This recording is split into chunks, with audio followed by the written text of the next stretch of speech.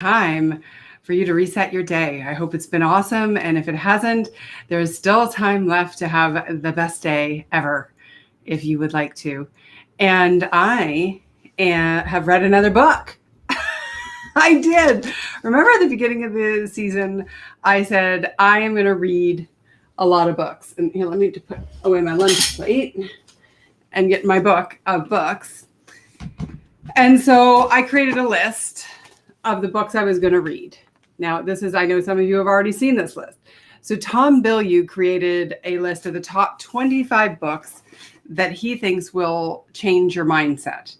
And I also had some books that I had already chosen to read, either that friends had written or were just speaking to me in certain situations that I'm going through and, with my speaking business and trying to really scale that to a whole nother level.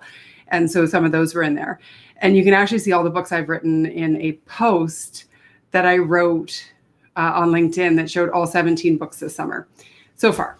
Now, I didn't get through all 35, which is now actually 36 or 37, but I have read 17 total because I read one that isn't released, so I can't tell you about that yet. And of course, I read mine probably a few times, just pulling quotes and things. But this was the last one that I read. The obstacle is the way.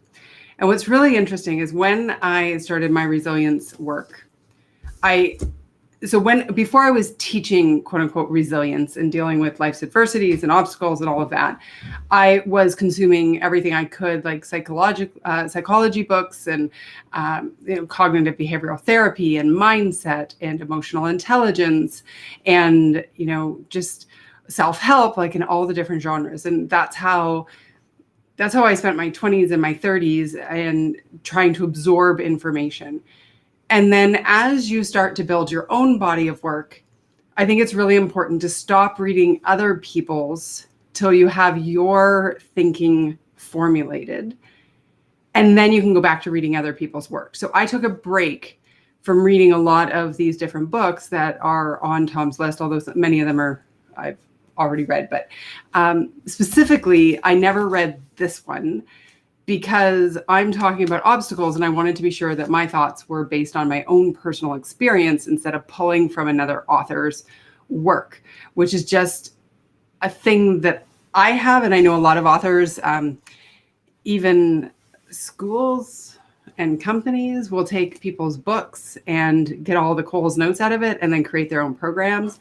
And I have a problem with that ethically. I think that's a whole other story. Anyway, I just feel like, people write these books and, it's really important that we respect that it's their intellectual property. So anyway, I was really, really, really excited about this because we agree on so many things. And it's funny because, and a couple things we disagree on. But what I love about the book is, number one, I read it in 2 sittings. So nice and short.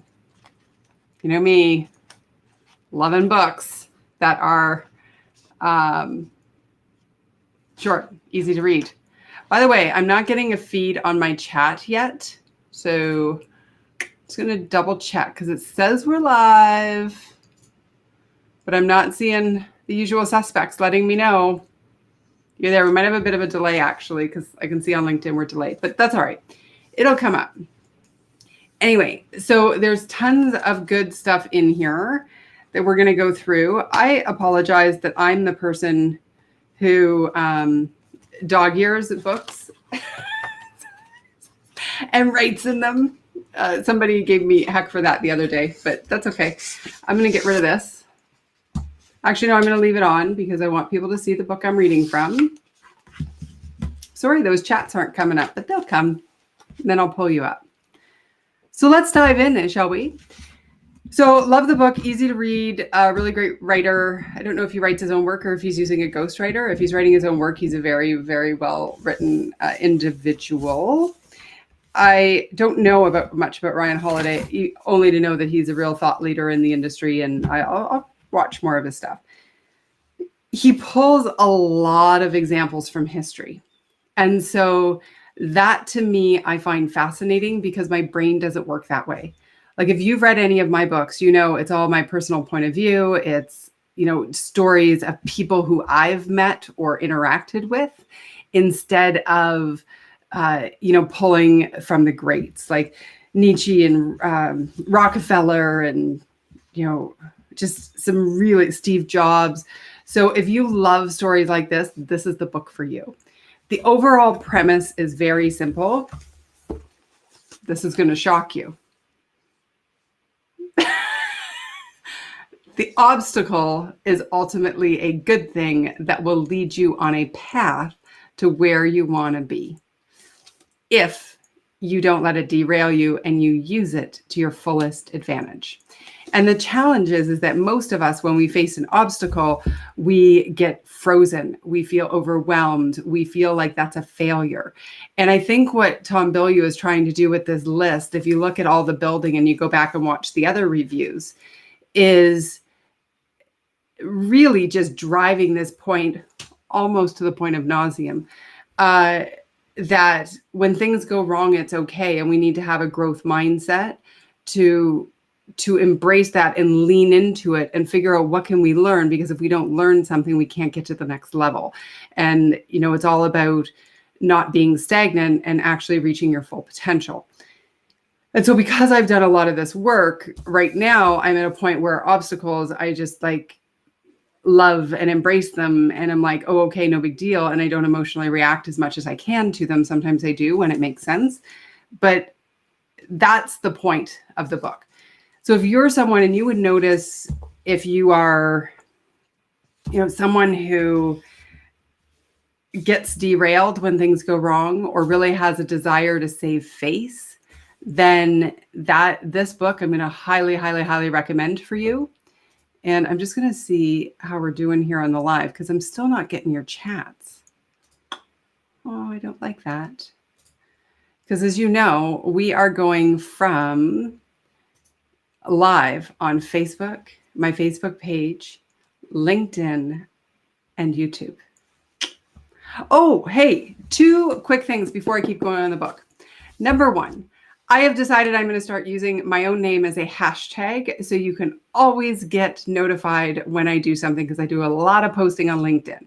So if you're on LinkedIn, please come follow me and follow my hashtag. You can join the 3 followers. One is me. One is Imran, who is helping me with some stats and stuff on LinkedIn. And the other is the second announcement I have to make. And Michelle from Mindful HR Strategies is going to be doing a live of her own on Monday at 8:45 a.m. And I am her guest. And we are talking about the difference between time management and energy management. So 2 ways to get notified by that. You can go to my feed and go get the event and register for the event. It's free. It's on LinkedIn. Or you can follow my hashtag and you'll know when I go live with her. So please do that. Anyway, hopefully, again, I'm so sorry about the chat. It's just not coming in, but it happens. See, just an obstacle allows me to just focus on the information coming in. All right, where do we start? I told you already about a lot of different stories, the fascinating ones. Okay. You're right. They took what should have held them back when in fact might be holding you back this very second, and used it to move forward. So using the examples of, big CEOs, Amelia Earhart, Eisenhower, all these different people, Steve Jobs. And that's what he said about them. And then I wrote in the comment this: for every obstacle faced, there's an example of someone who has overcome it. So, sometimes when we face an obstacle or something really significant and challenge in our lives, it can feel like we're the only person who's ever gone through it, that nobody can understand what we're going through, that it can feel like there's no way out. And the truth is, there is always a way out. And there is always an example of someone who has made it through what you've done, whether it's a cancer diagnosis, whether it is a divorce, a breakup, a heartache, a loss of someone you love, I don't need to, there's just so many different things, financial ruin, bills not getting paid, being homeless, living in your car, not having a car. All of it. Anything, the worst of your imagination, at some point in history has been a springboard for someone who took that and went with it. And so when I read that, I just kind of thought about that concept, and I was like, how empowering and exciting and amazing is that? Like, if you're totally overwhelmed in your workday, if you hate your boss, or if you're like, oh my God, I've got the team that just can't function. They just don't get it. Like, maybe you're thinking that, no judgment. And the truth is, there is someone who has a team who wasn't jiving on all 5 cylinders. Sorry, do we go on 5 cylinders? How many cylinders are we supposed to go on? I don't know. 6 cylinders? That's a really bad example because they don't know enough about cylinders. If you've got a team, like somewhere in the world, there was a team that was completely off the rails, that completely was missing their targets, that was completely screwing everything up. And somehow out there is a leader who managed to take that team and go, team, we are going to rock this. We are going to figure it out. We are going to streamline our processes and we are going to win. And they did. And so whatever it is that you're going through, there is the possibility to get you to the other side. And so often we just throw our hands up and are like, oh, nothing's ever going to change. This is just my lot in life. I'm going to the garden, going to eat some worms, right? When in actual fact, if you use the philosophy in this book, and in many ways my philosophy, the truth is you can find a way to get through. You can get to the other side. So I just thought that was really neat when you think about the vastness of the world and all the challenges that we face. And oh my gosh, somebody's already overcome everything you or I are going through. Yay, us. Now, in this part, I wrote, guy after my own heart. So let's read what he said that I thought that in. Oh, yes, of course. This is not a book of gushing, hazy optimism. This is not a book that tells you to deny when stuff sucks or turn the other cheek when you've been completely screwed over. There will be no folksy sayings or cute but utterly ineffectual proverbs. I love this. And you know why I love this is because when I had to start my resiliency journey, when I started going and looking for advice, like how do I, my story. If you don't, you should probably go look that up. It tells you why I do what I do. I was so frustrated with the platitudes. Don't worry, you'll bounce back. Actually, you can't bounce back. The very notion of change is that what was no longer exists. And every moment we're trying to bounce back, we end up robbing ourselves of the opportunity to find our path moving forward. And so when I read that, I was like, thank goodness, and even like the hazy optimism, the gushing over, and that cultural positivity, it can be so toxic because the truth is there are many things in life that suck. That suck. And if we just go around and try to pretend that they're awesome, that's called denial. And nothing is solved in the face of denial. We just stuff it down, and then we wonder why we're ending up with these diseases that are, stress related. We need to face and, just be okay with the suckage. It was funny. I put up my new little clip for my keynote, right? And Brian Neal, who owns a thing called Blind Zebra, which is a sales training organization, and he's part of the Advanced Selling Podcast, and I'm part of the Blind Zebra group and the Advanced Selling Podcast Insiders group. If you're in sales in any way, highly recommend these two, Brian Neal and Bill Caskey. Anyhow, he shared it out, which was like really awesome and a privilege because I have a lot of respect for him and found that awesome. And he's like, I dare you to count the number of times she says suckage. In our video, I guess I use that word a lot, but it's true. Like, we have to honor the suckage, and without recognizing it from a perspective of being real about it. Now, I want you to be see the optimistic side. I want to see the silver lining. So I believe in silver lining thinking, meaning like, this really sucks. Here's the reality. What's the issue? And how are we going to find something good that can come out of it? That's my thinking. And so that's why this guy got a guy after my own heart with this comment. All right. Again, not getting any chats pulled up here, so I apologize if you're chatting. I will definitely go back into the replay and answer all of your thoughts and questions. I'm sure you're out there. I just can't talk to you today. Sucks. It sucks, but not total suckage. It does suck, right? I'm not going to pretend that's a good thing, but we'll find a way. And he wrote, I want to show you the way to turn every obstacle into an advantage. So here's what I wrote here. I don't want to give most obstacles that much credence in my life.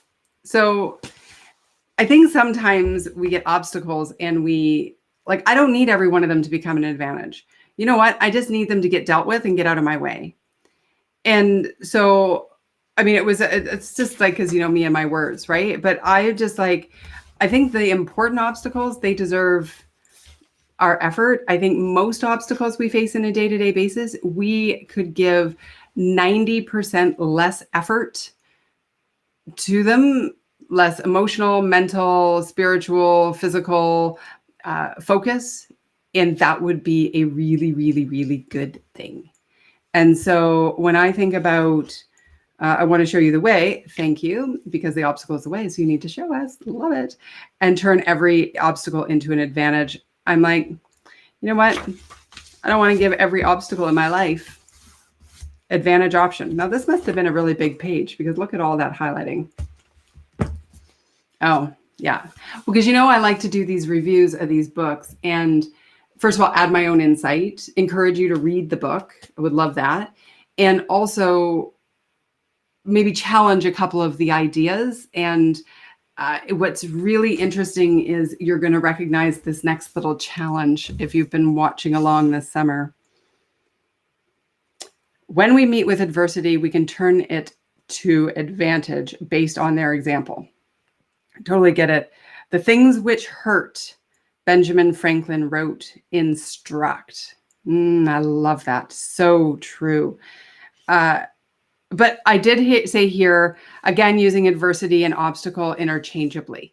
And then I reread it and I'm just looking at it. And I don't know if he's totally interchanging them based on the paragraph and the thing, but he might be. So here's a really, really important distinction for me in my entire resilience work and what I believe and how I get through my life, dealing with the suckage at varying levels without getting swamped into them.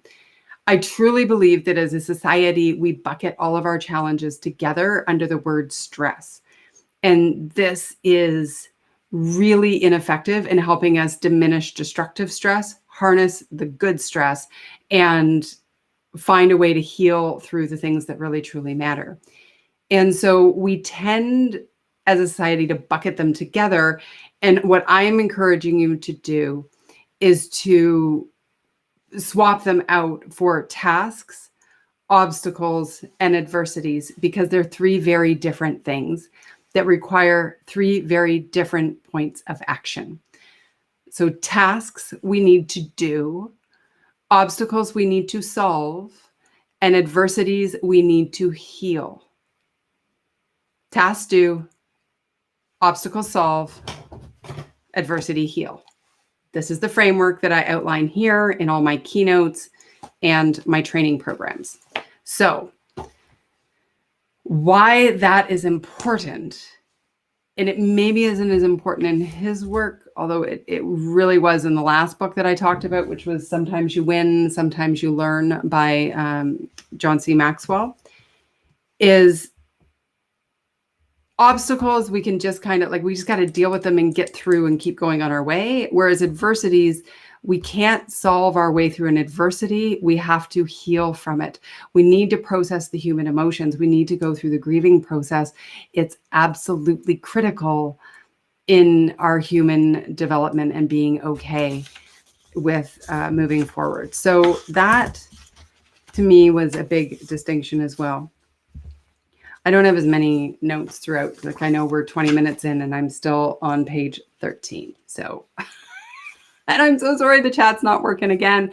I promise I will go back and I will definitely read all your comments when we are into that. Okay. So Rockefeller had an unflappable coolness under pressure. And, I love this because he uses these examples and he speaks in such a way that I can like imagine them in that moment, which made it really helpful. He could keep his head while he was losing his shirt. Better yet, he kept his head while everyone else lost theirs. And so when you think about how you react in the midst of an obstacle, are you cool like a cucumber? Are you cool and sang-froid with an unflappable coolness, whatever that is? I love it, under pressure. To that, and then, so speaking of his ability to not emotionally react, which is ultimately, I think, the point of this chapter, is he had a strength to resist temptation or excitement, no matter how seductive, no matter the situation. Now, how many of us, our lives would be different if we could possibly have that level of just, discipline to not react when something is seductive or exciting or enticing? I like it. Humans are still primed to detect threats, dangers that no longer exist. Think of the cold sweat when you're stressed about money, or the fight or flight response that kicks in when your boss yells at you. Our safety is not truly at risk here. There is little danger that we starve or that violence will break out, though it certainly feels that way sometimes. And, I always talk about, not always, that's not a word, that would be silly, then I wouldn't talk about anything else, but, your to-do list is not a predator, right? Like, it's not a bear that's chasing you through the office. It's just something you got to deal with, get done. And so obviously we're on the same page there. Discipline and perception. And so the perspective, he talks a lot about that, and it's so brilliant. Lets you clearly see the advantage and the proper course of action in every situation without the pestilence of panic or fear. He obviously writes with big words. Not me. I write with small words, big spaces. That's my approach. All right. In other words, through our perception of events, we are complicit in the creation as well as the destruction of every one of our obstacles.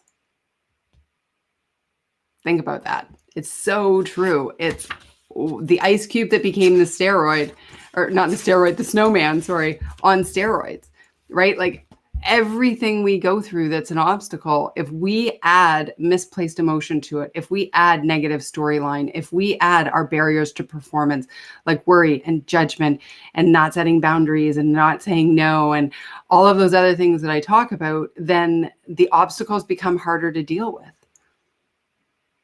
And he's saying in here that that's our choice to have the perception that makes it worse.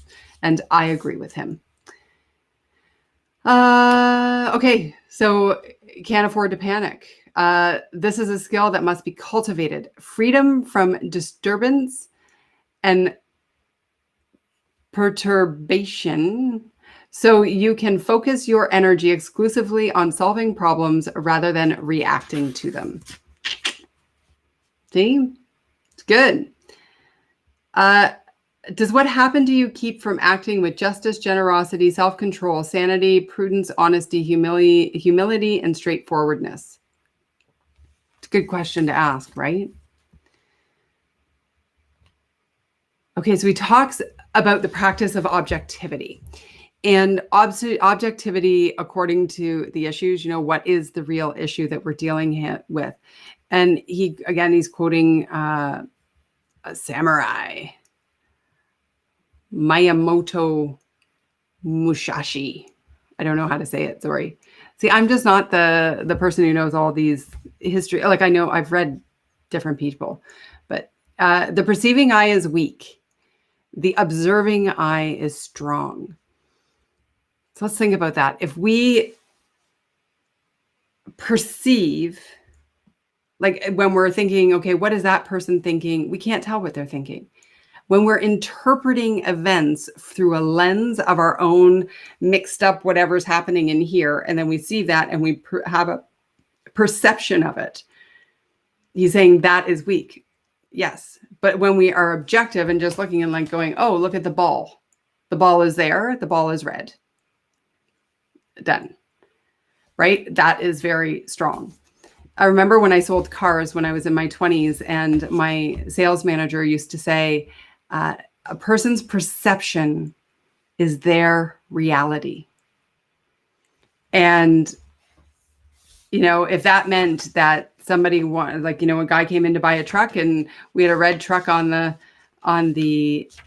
lot, and I could convince him, according to my sales manager, that red was the hottest color for any man to wear in a truck. Don't know if that's true. Then that would become the perception, and he would buy that. Isn't that awful? That was car sales back in 20 years ago. Okay. Everybody writes about Nietzsche. Like, how do I not have anything in my books about this guy? I don't know. I'm going to look him out. I'm going to read a book on him. If anybody has a really good one, please let me know. Okay. Right? It is awkward, right? What was I writing? Oh, here. I don't know what that was about, actually. I'll have to reread that. But I wrote good word, ornamentation.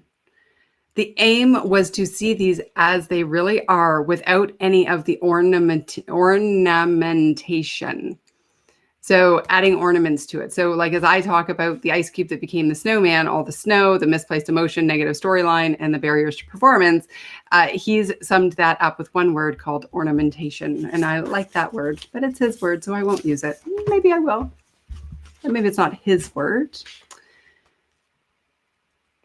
Okay. Remember I did the book A Man's Search for Meaning? Loved that book. That is still stuck with me. He's quoting Viktor Frankl here. So, like I said, lots of quotes, and every chapter has a story about somebody really cool. I'm sorry I can't see your chats. I really wish I could, but no. Okay. It's your choice whether you want to put an I in front of something. I hate public speaking. I screwed up. I am harmed by this. These add an extra element, you in relation to the obstacle, rather than just the obstacle itself. And with the wrong perspective, we become consumed and overwhelmed with something actually quite small. So why subject ourselves to that? Right? Like, all very much like bang on. Yeah. So it's a very good book. It goes on. What did I write here? Yeah.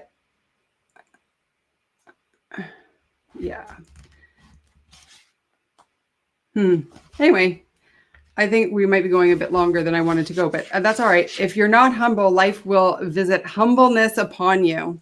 I love that. Mike Tyson said that. Who would have thought Mike Tyson had such a brilliant line? He sure did.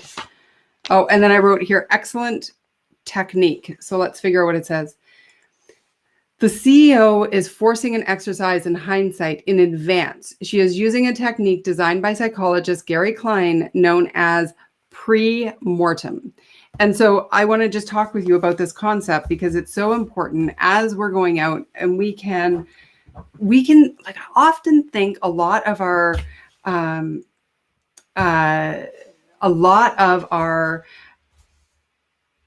frustration with obstacles is the thing is they're completely expected. Right? So, okay, I'm going to use this example. So let's say, remember back in the days when we used to fly everywhere, those of you who were on the road all the time, and I would sit in the airport and just be in wonder of all these people who are freaking out about things like lost luggage, delayed planes, weather delays, mechanical problems, long lineups, crying babies. You know what? It's just part of travel. And so when I would book travel that was important, I always had a contingency expecting that one of those obstacles that would be expected could be there. And so when they happened, I wasn't being pessimistic. I was doing a pre-mortem on my travel and knowing I had to get to a keynote and what were the potential roadblocks that could happen and how could I mitigate the risk for them. And then I would be okay, right? Because I had different contingencies in place and they always didn't work out, but actually usually they did, because I always left lots of room for different flights, different, and it took me longer to get somewhere sometimes because I go in a day early. But like I've been on flights before where people were getting off the flight and a half hour later having an important meeting and the flight is 3 hours delayed. Well, their entire event is done. Well, to me, that was something that if you would have done what they're talking about here, pre-mortem, right, expected the obstacles to happen, then you could have found a way to avoid it altogether. And so then when that happens, we end up with this emotional charge related to the obstacle that, in fact, if you would have thought about it in advance and realized that that could have happened and put mitigating factors in place to minimize the risk, then you wouldn't have to compound that obstacle to make it even worse. But even then, when it does happen, emotionally reacting to it does absolutely nothing to help it be solved. So you can spend 5 minutes being angry with the clerk at the desk who's trying to help you get onto another flight, or you can be like, hey, my flight's canceled. What can we do to get me there ASAP? And just get into problem solving mode. And so for me, that's part of my philosophy around resilience and about, so much of our time in our life is stolen. Our capacity is stolen unnecessarily by adding on emotional ornamentation. I'm going to use that word from 5 minutes ago. See how I did that? Pulled it back in unnecessarily. And so I think this book does a very good job of highlighting all of that. If I would say it falls short anywhere, and no offense, Ryan Holiday, because I think you're brilliant, just based on my only book that I've read of yours, is I don't think it goes into, and in fairness, he sort of addresses this a bit at the back. What was he talking about?